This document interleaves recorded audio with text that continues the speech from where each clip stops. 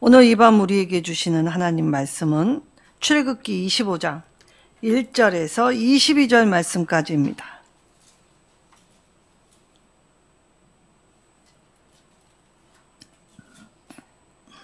출애굽기 25장 1절에서 22절 말씀 한 절씩 교독하도록 하겠습니다. 구약성경 120쪽입니다. 여호와께서 모세에게 말씀하여 이르시되 이스라엘 자손에게 명령하여 내게 은을 가져오라고 기쁜 마음으로 내는 자가 내게 바치는 모든 것을 너희는 받을지니라. 너희가 그들에게서 받을 예물은 이러하니 금과 은과 녹과 청새, 자새, 공생질과 가는 배실과 염소털과 붉은 물 들인 순양의 가죽과 해달의 가죽과 조각목과 두기와 간에 드는 향로와 분양할 향을 만들 향품과 호마노며 애복과 흉패에 물릴 보석이니라. 내가 그들 중에 구할 송소를 그들이 나를 위하여 짓되 무릇 내가 내게 보이는 모양대로 장막을 짓고 기구들도 그 모양을 따라 지을지니라. 그들은 조각목으로 계를 짜되 길이는 2규빗반 너비는 1규빗반 높이는 1규빗반이 되게 하고 너는 순금으로 그것을 싸되 그 안팎을 싸고 위쪽 가장자리를 돌아가며 금태를 두르고 금거리 4셋을 구워 만들어 그 4반에 달되 이쪽에 2고리 저쪽에 2고리를 달며 조각목으로 채를 만들어 금으로 싸고 궤를 4개 하며 채를 궤의 고리에 꿰는 대로 두고 빼내지 말지며 내가 내게 줄 증거판을 궤 속에 둘지며 순금으로 속죄소를 만들 때 길이는 2규빗반 너비는 1규빗반이 되게 하고 금으로 그릇들을 속에서 두 끝에 쳐서 만들되 한 그룹은 이 끝에 또 한 그룹은 저 끝에 곧 속죄소 두 끝에 속죄소와 한 덩어리로 연결할지며 그릇들은 그 날개를 높이 펴서 그 날개로 속죄소를 덮으며 그 얼굴을 서로 대하여 속죄소를 향하게 하고 속죄소를 궤 위에 얹고 내가 내게 줄 증거판을 궤 속에 넣으라. 거기서 내가 너와 만나고 속죄소 위 곧 증거궤 위에 있는 두 그룹 사이에서 내가 이스라엘 자손을 위하여 내게 명령할 모든 일을 내게 이르리라. 아멘. 자, 성소를 지을 예물에 관한 것과 오늘 특별히 성소 안에 제일 먼저 하나님 말씀하신 것은 바로 하나님의 언약궤입니다. 자, 오늘 이것을 통하여서 하나님의 임재와 통치를 받는 성령의 전, 그러니까 하나님이 머무시는 곳, 어떠한 곳이 되어야 하는지 말씀을 통하여 살펴보도록 하겠습니다.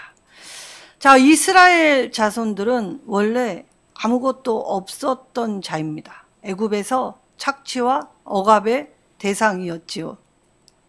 근데 하나님은 그들이 고통받는 중에 부르짖는 소리에 응답하셨고 그리고 그들을 그 억압과 착취의 땅에서 구원해 내셨습니다. 그리고 하나님의 산에서 이 백성들과 언약을 맺어 주시면서 나는 너희의 하나님이 되고 너희는 내 백성이 되리라 라고 말씀하셨지요. 그래서 이제 이스라엘은 하나님과 관계를 맺는 사이가 되었습니다. 우리 사이 어떤 사이? 사랑하는 사이. 그러니까 사랑하면 모든 것을 다 이기고 사랑하면 기쁘게 낼 수 있는 모습이 바로 우리 사이 하나님이 말씀하신 하나님의 백성과 하나님 사이를 의미하지요. 자, 오늘 기쁜 마음으로 내는 자라고 할 때 이 억지로 하거나 인색하거나 그리고 이 조금이라도 이 불협화음을 내는 곳에서는 예물을 받지 말아라라고 하셨습니다.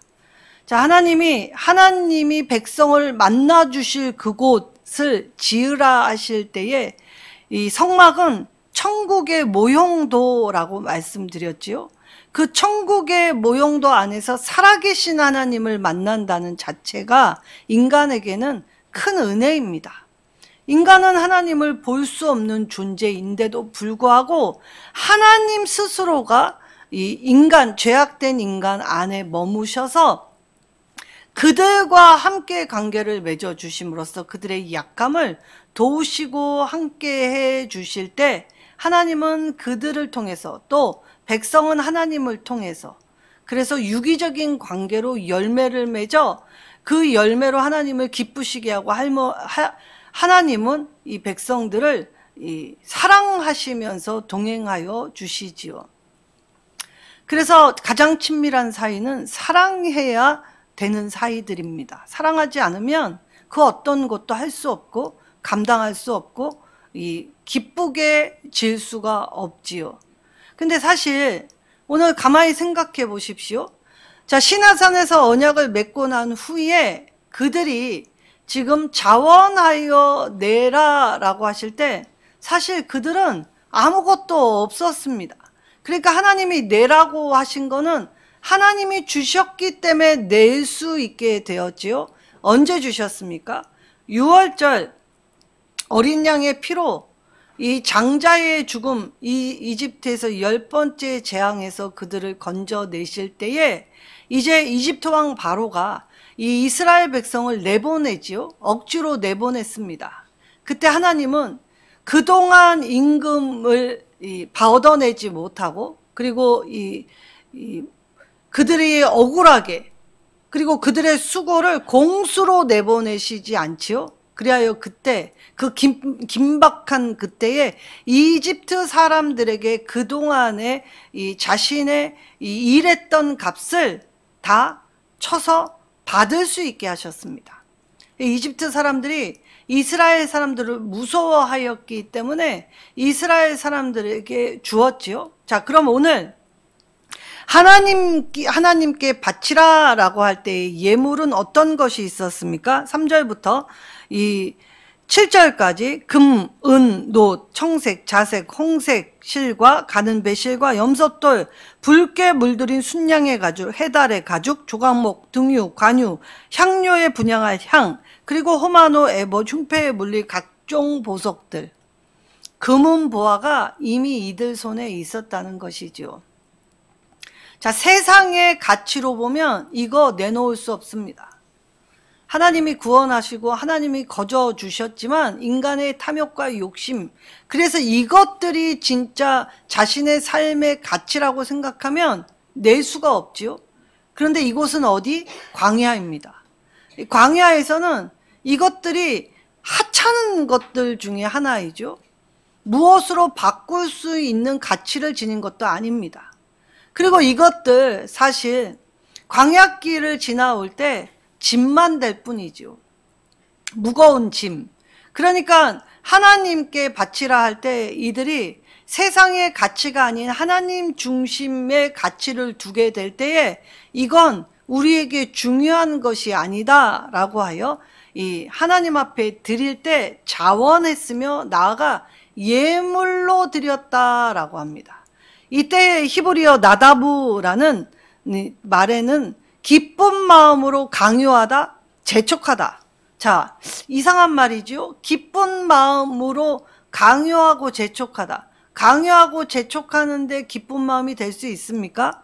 물론 이것이 외부에서 강요하고 재촉하면 기쁜 마음으로 할 수 없지요. 그런데 여기는 자신 스스로가 내 안에서 주체할 수 없는 흥분과 열망과 기쁨이 하나님께 못 드려서 안달난 상태, 내 스스로가 하나님께 하나라도 더 드리고 싶은 상태를 의미하는 말입니다. 그리고 더하여 이때의 예물드리다라는 말은 사실 짐승을 빼고 난 곡식이나 그리고 기름을 뜻하는 것이죠. 그리고 이것은 모두 다 제사에 쓰여졌던 이 성물들입니다. 그러니까 예물, 하나님 앞에 드릴 때는 돈으로 드리는 것이 아니라 예배 드리는 것처럼 드리라는 것입니다.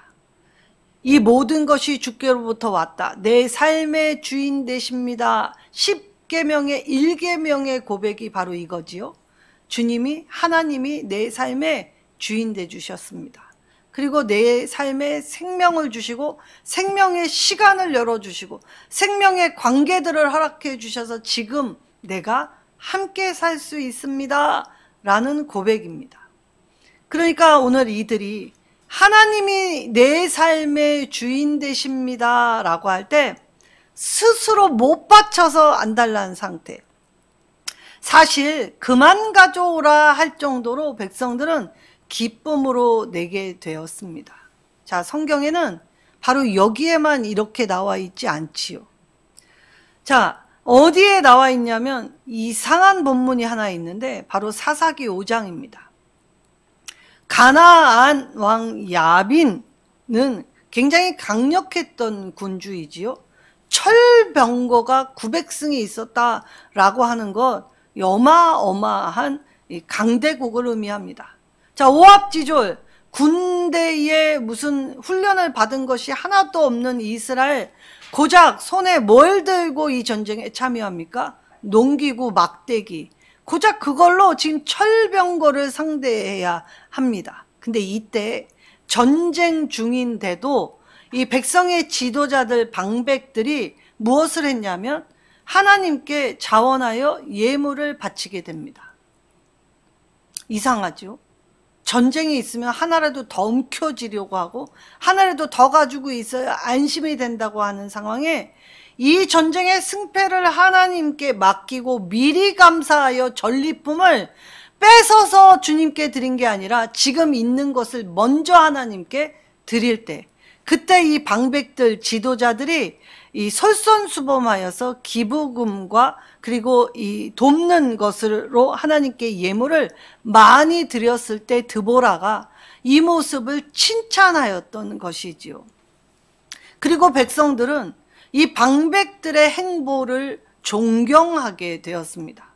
그러니 이러한 지도자 밑에 있는 백성들은 비록 자신의 손에 있는 막대기를 보지 아니하고 이들의 솔선수범, 그리하여 이들의 하나님을 바라보며 그 전쟁에 임하게 될 때 고작 여인의 손에 하찮게 이 군대장관 시스라가 죽게 되었지요.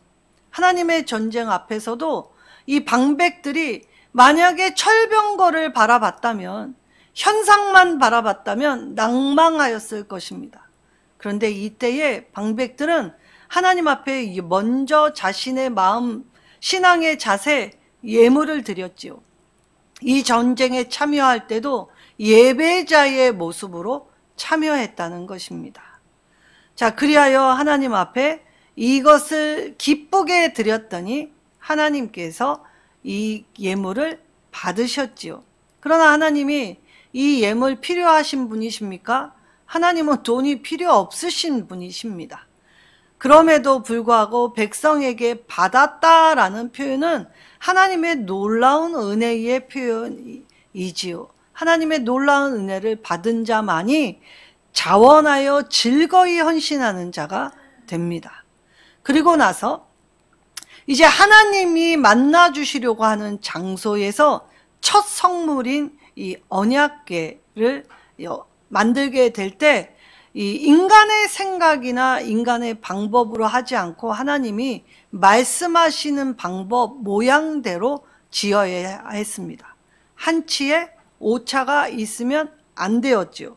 그러니까 이 한치의 오차 없이 주님 말씀 그대로 짓기 위해서 사실 이스라엘은 이만한 능력이 없었습니다. 유리방황하고 광야를 떠돌았던 사람들이 이런 일을 할 수 있었겠습니까? 그런데 하나님께서 이 일을 할 수 있도록 사람을 붙여주시고 지혜를 주셨고, 그리고 그 일을 할 때에 모두가 한 마음으로 협력했기 때문에 하나님이 알게 해주시고 그 보여주신 식양 모양대로 이 법궤를 만들게 되지요. 자, 그럼 법궤, 오늘 22절에 거기서 내가 너와 만나겠다라고 선언하신 곳이 법궤입니다. 자, 법궤라고도 하고 언약궤라고도 하고 증거궤라고도 하죠. 왜 그렇습니까? 이 하나님의 십계명 두 돌판이 여기에 담겨 있기 때문입니다. 이때의 한 가지 이 증거궤에서 주목해야 할 한 가지 사실이 있습니다. 바로 조각목입니다. 사실 이 조각목, 아카시아 나무는 사실 목재로서 그리 좋은 나무가 아니죠. 단단하고 견고하지 않습니다. 그리하여 연약하기 때문에 이 목재가 약하면 부러지거나 또 이 기능을 다하지 못하기 때문에 이 조각목 쓰면 안 되죠. 근데 하나님은 조각목으로 만들라라고 하셨습니다. 그리고 거기에 안과 박을 정금으로 다 쌓아라라고 하시죠.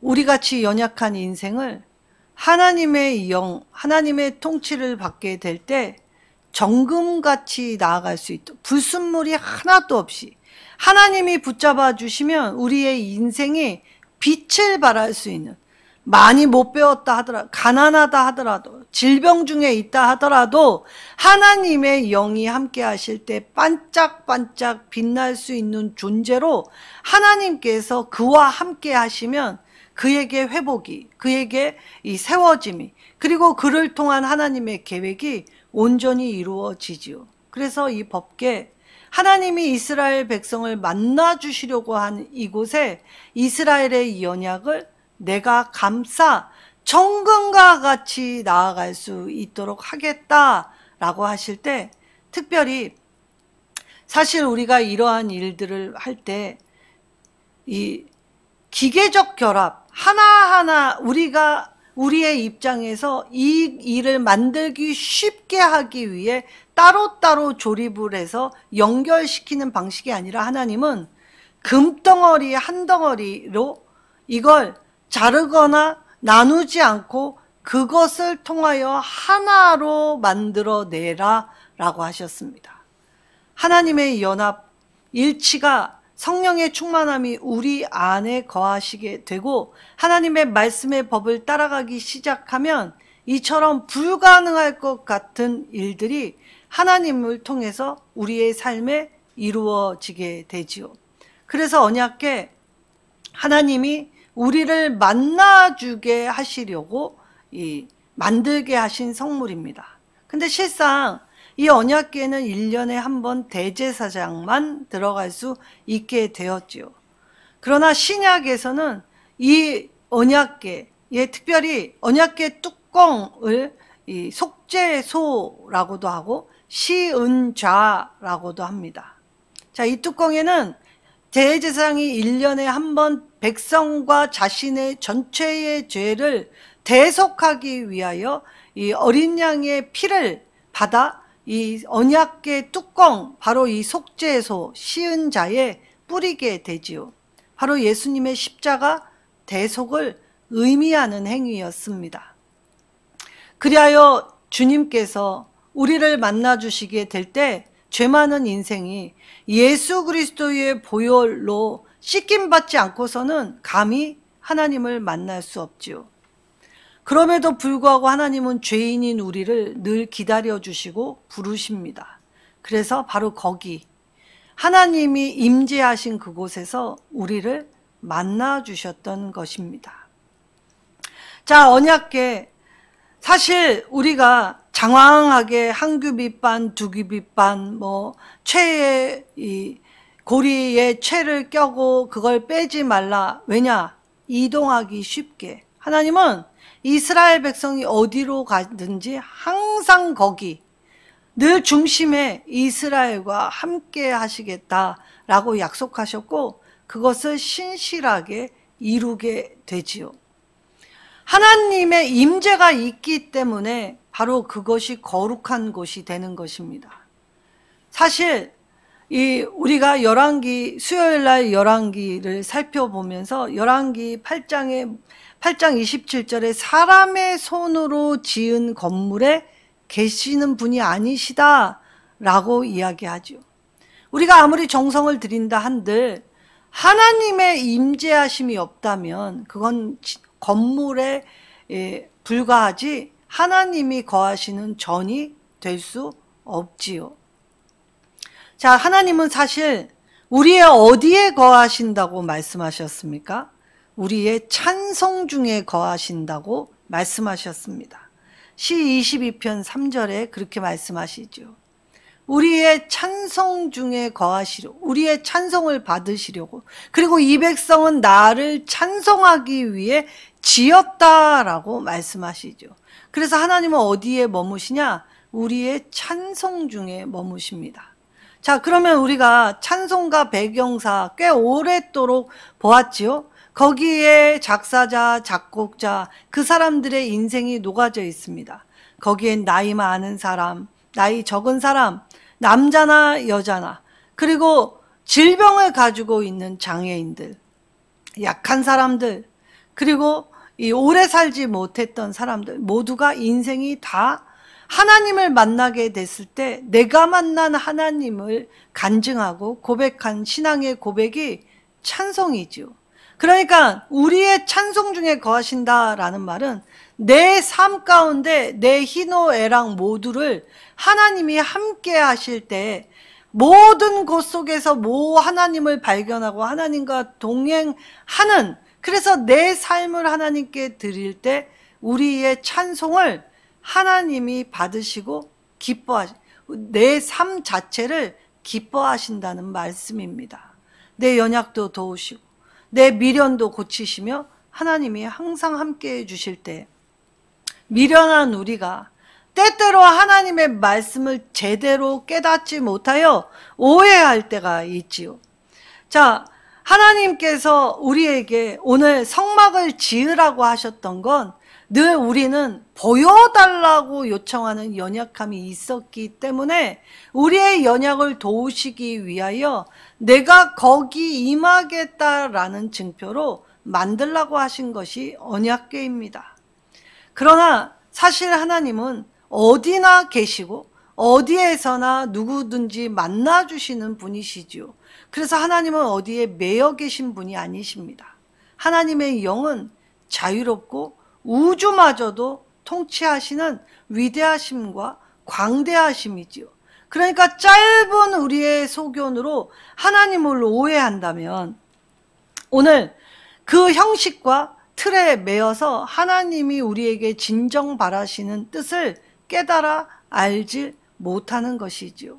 그래서 오늘 하나님이 우리의 찬송, 우리의 삶을 통해 영광 받으신다라는 이 한 가지 사실을 깨닫게 될 때에 오늘 성소를 향하는 발걸음, 그래서 이스라엘 사람들은 늘 이 남과 북의 가운데에 있는 예루살렘 성전을 항상 올라간다라고 표현했던 것입니다. 자, 이스라엘은 아무것도 없었지만 하나님의 은혜로 그간의 노고에 보상을 받았습니다. 하나님은 보상해 주시는 분이십니다.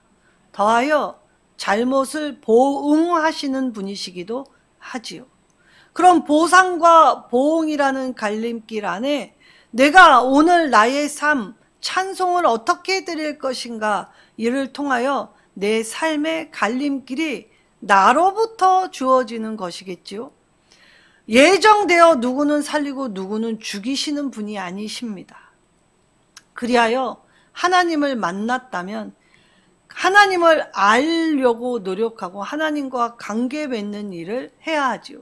그래서 이스라엘 백성처럼 보상해 주시는 하나님께 받은 것을 내 것이라 하지 않고 하나님께 다시 드릴 수 있어서, 그래서 세상의 가치로는 두 손을 움켜 주어야겠지만 광야는 온통 하나님만 보였던 곳입니다.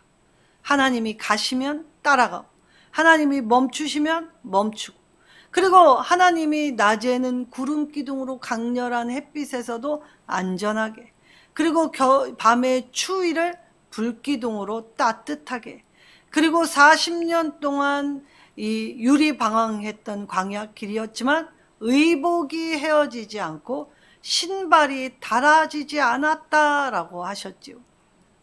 그래서 광야에는 세상의 가치가 통용되거나 그것으로 살 수 있는 곳이 아니었기에 이들에게는 한낱 돌덩어리만도 못한 것들이 바로 지금 우리가 중요하다고 여기는 세상 가치였습니다. 그리하여 광야의 백성들은 하나님만으로 가득한 세상 안에서 하나님만 바라보고, 하나님이 배고프다 할 때 먹이시는 것, 목마르다 할 때 죽이게 하셨던 것, 그리고 하나님이 황충과 해로운 맹수의 위협에서도, 그리고 이집트의 맹렬한 추격에서도 안전하게 보호하셔서 마침내 하나님의 약속의 땅 가나안으로 들어가게 해주시지요. 하나님의 계획은 우리의 반응 없이도 하나님은 이루어 가시는 분이십니다.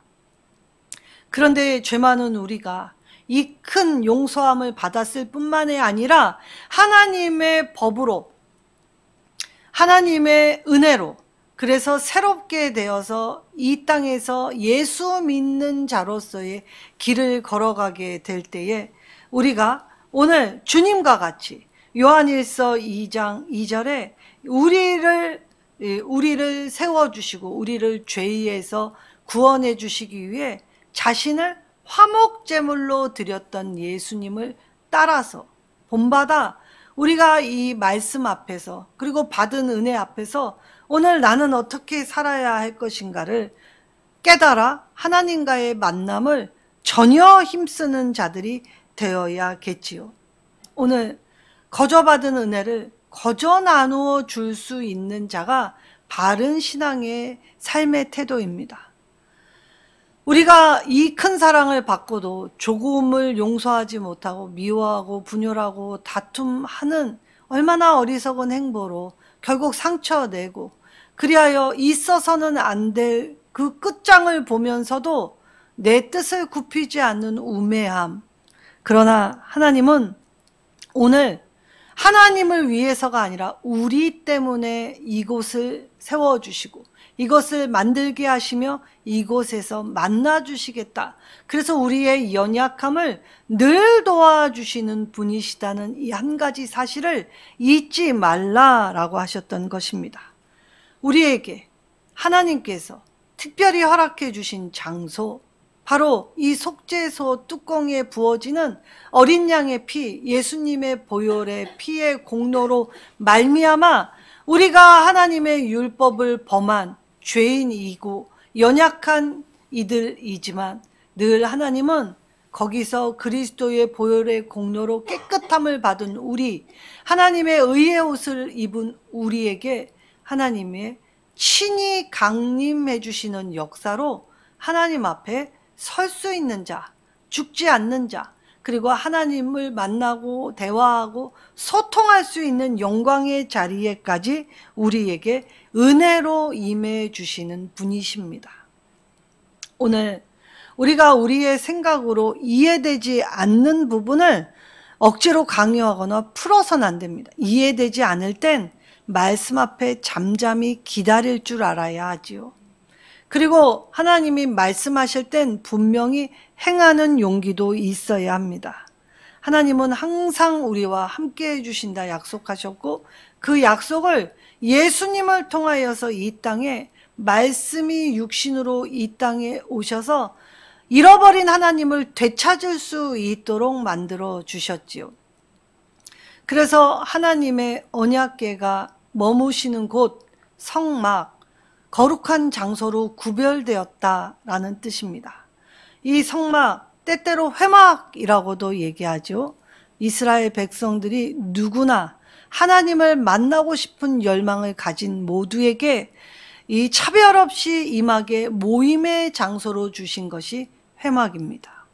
그리고 증거막, 하나님의 이 말씀의 확실성, 신뢰성이 변치 않는다라는 것을 보여주는, 그래서 말씀의 증거가 있는 곳, 그래서 증거막, 그리고 이 장막, 하나님의 영이 항상 거기 거하시려고 하는 장막이 되어주신다. 그래서 하나님은 무소부재 어디에나 계십니다. 우리 모두의 생각과 뜻과 우리가 알지 못한 미래까지도 알고 계시죠.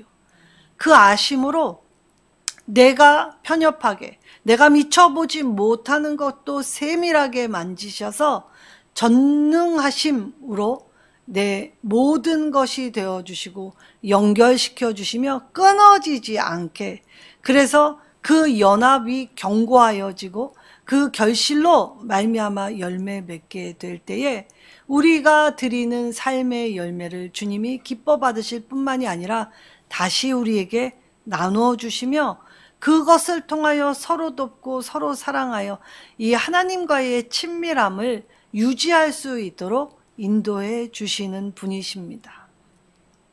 자, 이 십계명 두 돌판의 신약의 히브리서 9장에는 이 두 돌판에 무엇이 더 담깁니까? 두 돌판 외에 만나 항아리와 아론의 쌍난 지팡이가 더 담기게 됩니다. 자, 그 말은 오늘 우리가 부른 찬송, 예수님은 나의 삶의 길과 진리요 생명이시다라는 뜻이지요.